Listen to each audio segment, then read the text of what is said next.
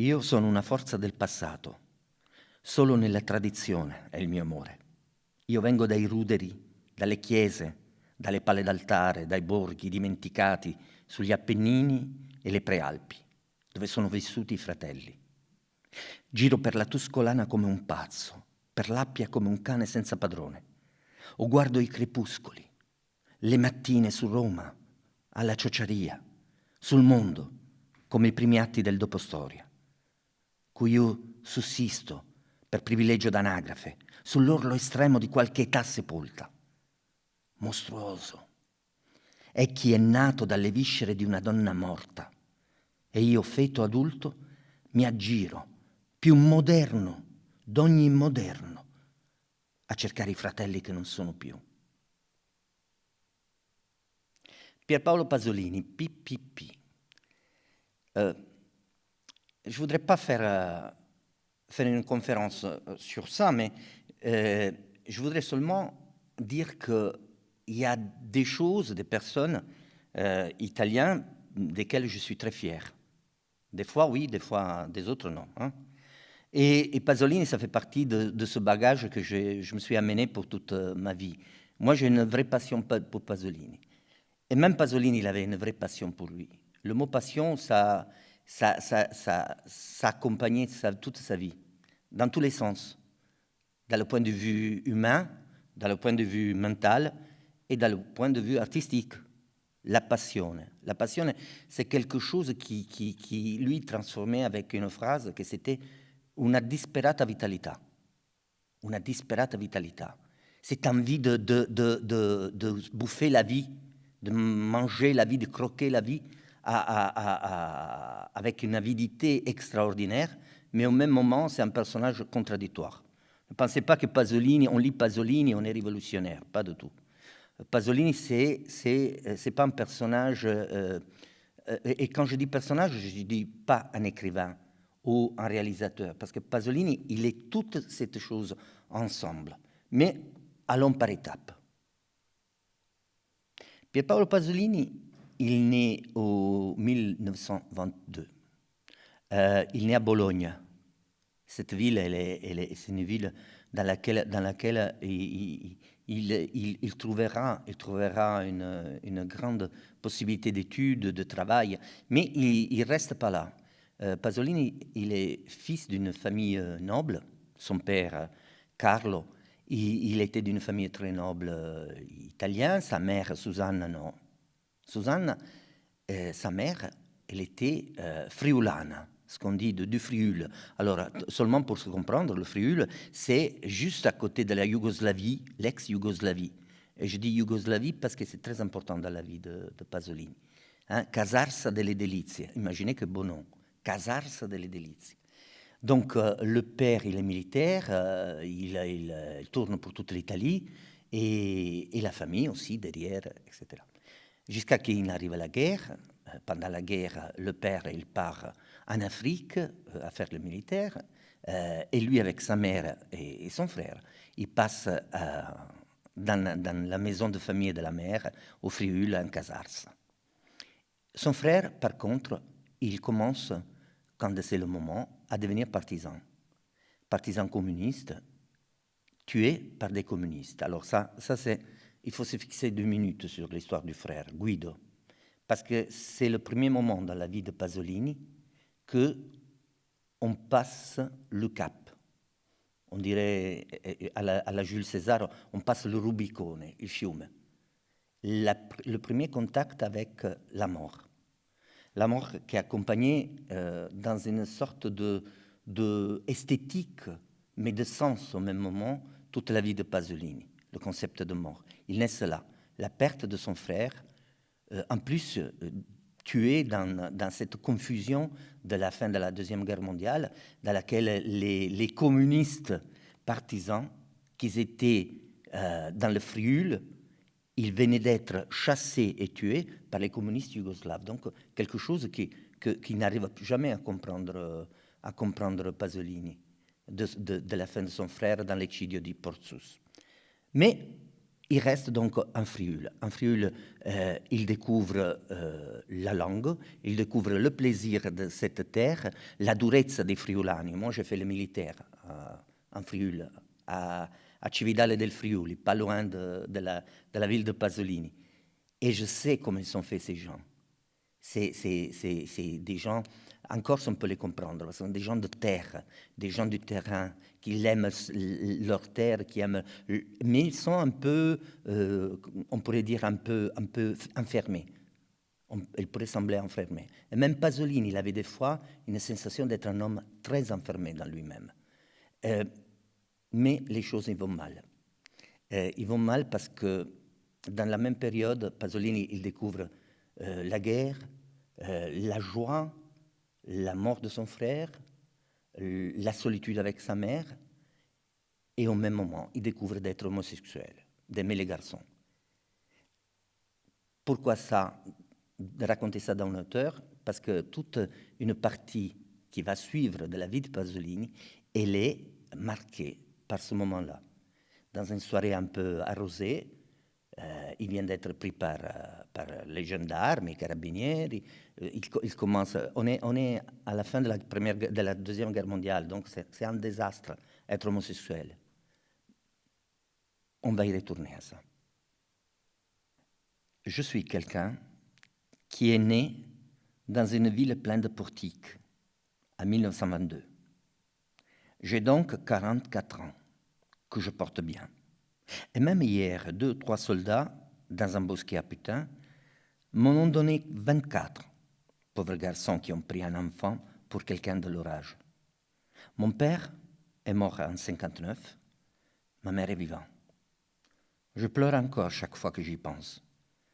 Sur mon frère Guido, partisan, tué par des autres partisans. Frioul. Pasolini, il commence à devenir... d'abord, il fait des études littéraires à Bologne. C'est bizarre, son père, duquel il parle très peu dans toute son œuvre, son père, il voulait pour lui ça. C'est-à-dire, il voulait qu'il soit un poète. Et lui, il est devenu un poète. Il est devenu un poète. Et il était enseignant d'école. Et pendant la guerre, il avait fait, avec sa mère, il avait inventé une sorte d'école gratuite pour les enfants de familles pauvres. Et il prend une passion extraordinaire pour la langue du territoire, il friulano, la langue de Frioul. Et il commence à écrire poésie, il commence à écrire des textes, il commence à écrire du théâtre dans cette langue. Et il crée une académie. Alors, il faut faire bien attention. Souvent, on dit il dialetto friulano. Vous ne faites pas. Ce n'est pas déprécié en Italie. En Italie, dialetto, c'est synonyme de langue. Et donc, lui crée une académie de la langue friulane. Il écrit peut-être les meilleurs vers de toute sa composition. Les plus joyeux, les plus bucoliques, pleins d'espoir. On raconte que quand il habitait là, il était joyeux, il s'amusait, il rigolait, il dansait. Il semble que Pasolini dansait la samba magnifiquement bien. Il allait danser dans les dimanches après-midi. Mais là, je vous ai dit, ils partent, et il y a la découverte de tout ça, mais il y a même le scandale qui le prend. Un professeur homosexuel trouvé dans une situation, il subit un procès. Le Parti communiste, duquel il était devenu secrétaire de sa section, il le chasse du parti, angoisse.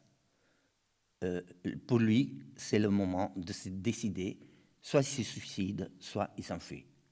Et donc, avec l'appui de sa mère, il s'enfuit, il part de Frioul et il va à Rome. 1950, il découvre Rome, il arrive à Rome. Rome, la ville qui doit se défaire, la ville du pape, la ville tentaculaire.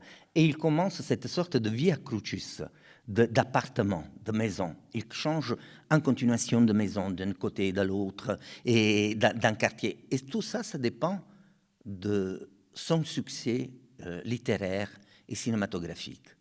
Il y a une sorte d'escalation de Pasolini. Mais Pasolini, il n'a pas le sens comment je peux dire, de la richesse. Au contraire, il a découvert à Rome quelque chose qui, ça lui rappelle sa terre, la langue, encore une fois, la langue romaine. Donc, il va vivre à côté des banlieues, de la banlieue, nelle baraccopoli, où les gens, ils parlent en romain très strict, très populaire. Et là, il découvre ce qu'on appellerait, dans un sens un peu évangélique, les dernières, gli ultimi.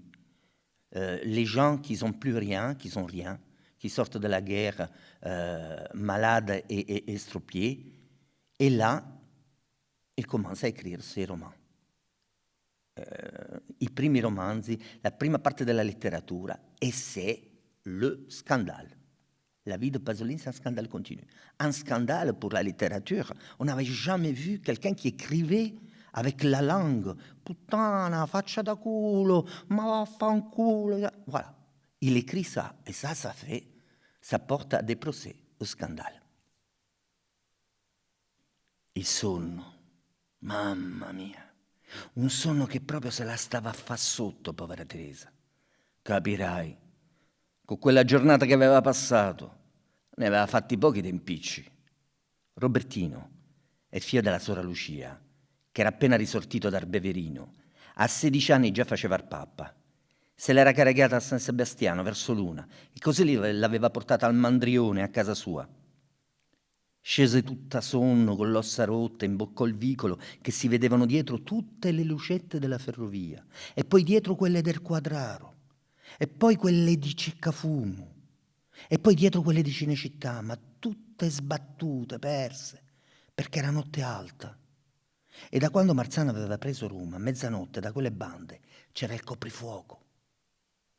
Donc Pasolini à Rome, il commence à se regarder autour et il a la nécessité de dire des choses.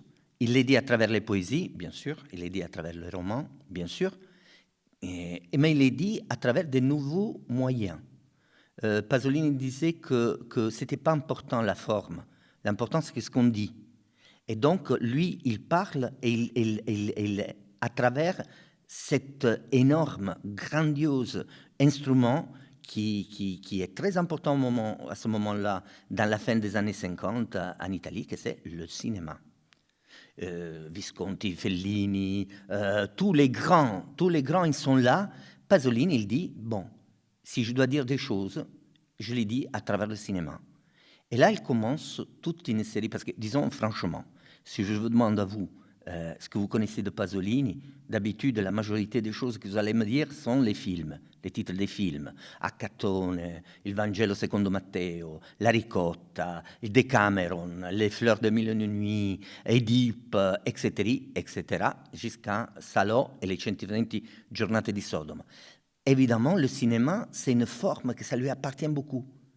Mais, encore une fois, on est dans le scandale.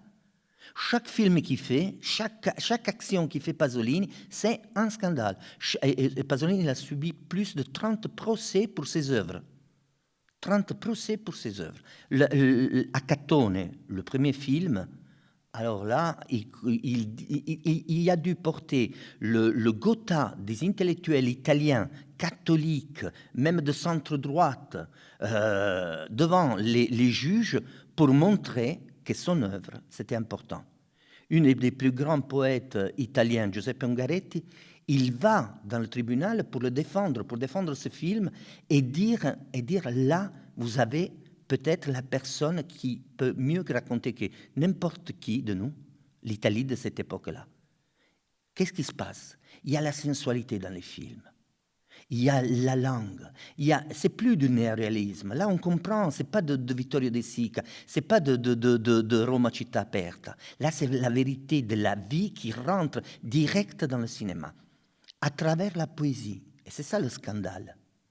Le scandale de Pasolini, c'est pas de faire rentrer un film, de faire un film pornographique ou de faire rentrer quelque chose. Non, le scandale, c'est d'utiliser la poésie, de mettre ensemble la poésie et la pauvreté, de mettre ensemble la contestation de la société italienne de l'époque. Et donc, la chose très très important, c'est que Pasolini, ils sont passés 45 ans de sa mort. Il est peut-être l'auteur italien le plus suivi encore aujourd'hui sur les réseaux, sur Internet. Si vous cherchez Pasolini, vous trouvez des tonnes de choses, Mais on aurait dû l'oublier. Et au final, non. Et au final, on ne peut pas l'oublier. Sa forme de cinéma, c'est une forme absolument qui aujourd'hui, ça nous semble absolument nous parler. Comment ça se fait, ça? C'est où le secret de cet homme? Il y a plusieurs formes d'écrivains, d'auteurs, d'artistes, d'intellectuels. Et là, on parle vraiment d'intellectuels. Quelqu'un qui vive pour son œuvre. Donc, qui découvre, qui se découvre lui-même, qui travaille pour se découvrir, pour découvrir le sens des choses. D'accord. Et après, il y a l'intellectuel, l'artiste, ce qu'on a eu après en France, on dirait engagé. Pasolini, c'est un artiste, un intellectuel enragé. Enragé avec la situation qui allait se développer en Italie. Moi, des fois, je pensais que c'est plus qu'un artiste, c'est un chaman. Non so se dice così, un sciamano. C'est-à-dire un sorte d'homme qui, comme Cassandre, il fait des prophéties. Et la prophétie de Pasolini, elle s'est avérée aujourd'hui. Ce que lui disait dans les années 60, nous, on le vit aujourd'hui. Il nous avait avertis. Il y a des gens qui nous avertissent dans la vie, qui nous disent des choses et on oublie et on ne veut pas les écouter. Lui, il avait dit, attention, la société est en train de changer d'une façon qui ne va pas vers le positif. Attention, perdre le contact avec le passé, c'est quelque chose d'important. Moi, je suis une force du passé, disait Pasolini. Je suis cette force du passé, comme moi tous. On est tous, nous, très liés à notre passé. On ne casse pas la baraque pour aller vers les nouvelles constructions, vers les HLM, tout ça, vers une société où le consumisme, déjà lui parlait de consumisme à l'époque, et ça nous prend de tout, on ne devient plus des clients, on n'est plus des personnes, on devient des clients. On devient des clients de quelque chose. Et lui, il le disait dans les années 60. Et dans les années 60, il disait « je sais ». Il a écrit une poésie. J'ouvre une parenthèse. Quand on dit poésie de Pasolini, il faut faire bien attention. Ne pensez pas que c'est, je sais pas, comme les sonetti qu'il a écrit même. Hein, mais poésie pour Pasolini, c'est une réflexion longue, des textes longs, des fois insupportablement longs, des fois difficiles à suivre. Des fois compliqué, mais dans cette poésie, je sais, lui, il dit, je sais qu'est-ce qui est en train de se passer chez moi. Je sais qui sont les coupables. En Italie, à ce moment-là, il y avait les golpes, il y avait les attentats, les bombes qui explosaient, un système d'insécurité démocratique du pays. Eh bien, lui, il savait, mais il n'avait pas les preuves. Donc, il ne pouvait pas porter plainte contre les mêmes personnes qui étaient au pouvoir, les démocrates chrétiens. Donc c'est quelqu'un, Pasolini, qui a dit les choses. Dans Ali dagli occhi azzurri, que c'est une composition que lui avait suggéré Jean-Paul Sartre quand il était venu en France, à Paris, pour présenter son film. Il avait rencontré Sartre. Et Sartre lui avait raconté l'histoire de ce gamin Ali. Qui c'est Ali? On est dans les années 60 et lui, il parle de ces jeunes qui ils vont faire ces bagages et qui vont monter au fur et à mesure à partir d'Alger, à partir du Maroc, et qui vont monter vers la Calabre et qui vont prendre la place des immigrants italiens, etc., et qui arriveront pour arriver à Londres, à Paris, etc. C'est-à-dire tout ce qu'on a aujourd'hui, le concept d'immigration, le concept d'exode, il le savait, il le connaissait, il l'a écrit. Nous, on n'a pas lu, nous, on ne l'a pas vu. C'est un homme qu'on a essayé pas d'écouter, qu'on n'a essayé pas de regarder, qu'on a voulu le laisser là, dans un coin, homo, pornographique, scandaleux, tout ce qu'on peut dire de lui. Et ça, il a fait un peu le cadre des derniers jours de Pierpaolo Pasolini. Ali dagli occhi azzurri, uno dei tanti figli dei figli. Scenderà da Algeri, su navi a vela e a remi. Saranno con lui migliaia di uomini coi corpicini e gli occhi di poveri cani dei padri, sulle barche varate dai regni della fame. Porteranno con sé i bambini, e il pane e il formaggio, nelle carte gialle del lunedì di Pasqua. Porteranno le nonne, gli asini, sulle trireme rubate ai porti coloniali. Sbarcheranno a Crotone o a Palmi, a milioni, vestiti di stracci asiatici e di camicie americane. Subito i calabresi diranno, come da malandrini a malandrini, ecco i vecchi fratelli, coi figli e il pane e il formaggio. Da Crotone o Palmi saliranno a Napoli, da lì a Barcellona, Salonicco, Marsiglia, nelle città della malavita, e prima di giungere a Parigi per insegnargli la gioia di vivere, prima di giungere a Londra per insegnare a essere liberi, prima di giungere a New York per insegnare come si è fratelli, distruggeranno Roma e sulle sue rovine deporranno il germe della storia antica. Poi col Papa e ogni sacramento andranno su, come zingari, verso nord-ovest, con le bandiere rosse al vento. Moi, je sais très bien où j'étais le 2 novembre 1975. Des fois, on se dit, il y a des dates dans lesquelles on sait où on a été.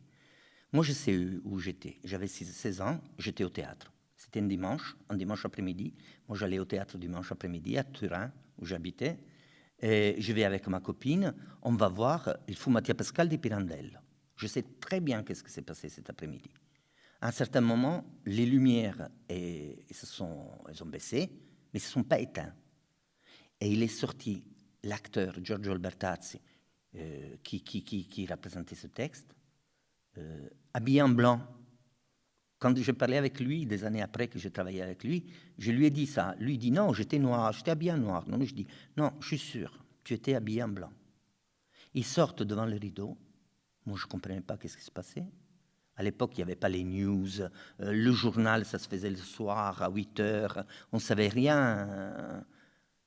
Et il commence à parler et tout le monde il se lève. Qu'est-ce qui s'était passé? C'est passé que dans la nuit, Pierpaolo Pasolini était mort. Il était né au 22, il est mort au 75. Il avait 53 ans, c'était un gamin.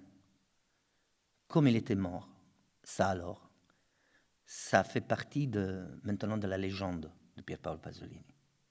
Il est mort, bizarrement, dans un petit stade de banlieue, délabré complètement, l'Idroscalo di Ostia. Dans la nuit, il semble qu'il s'était mis à part avec sa voiture, l'Alfa GT, avec un gamin de ce qu'on appelle i ragazzi di vita de ses romans. Il faisait du sexe. Les choses sont allées mal, mais on ne comprend pas qu'est-ce qui s'est passé. La police, elle a commencé le jour après, quand ils ont trouvé le cadavre.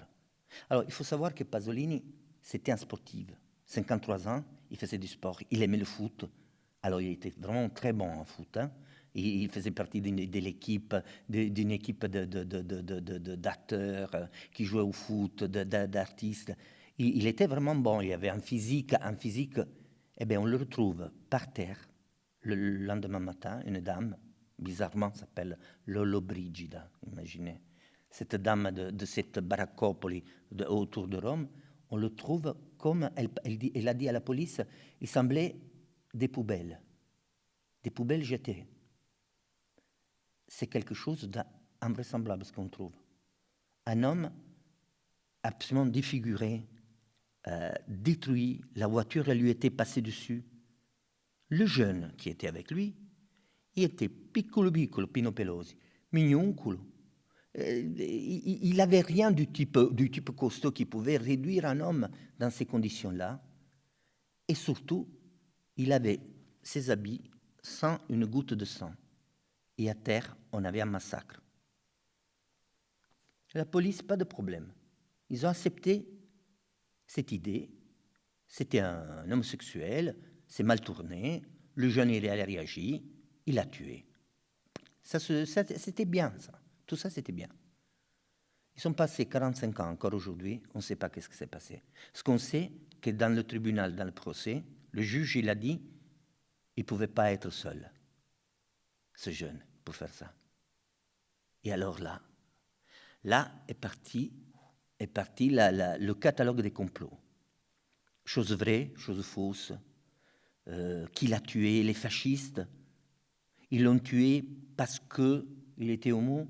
C'était une bande de jeunes qui voulaient se référer sur lui. C'est des fascistes qu'il avait insulté. C'était une conspiration parce que lui, il avait dit qu'il était en train d'écrire un livre qui s'appelle Petrolio, le dernier livre qui est sorti après, dans lequel il parlerait de toute une partie de l'histoire d'Italie très noire, la mort de Mattei, Cefis, le pétrole, quelque chose qui n'était pas intéressant.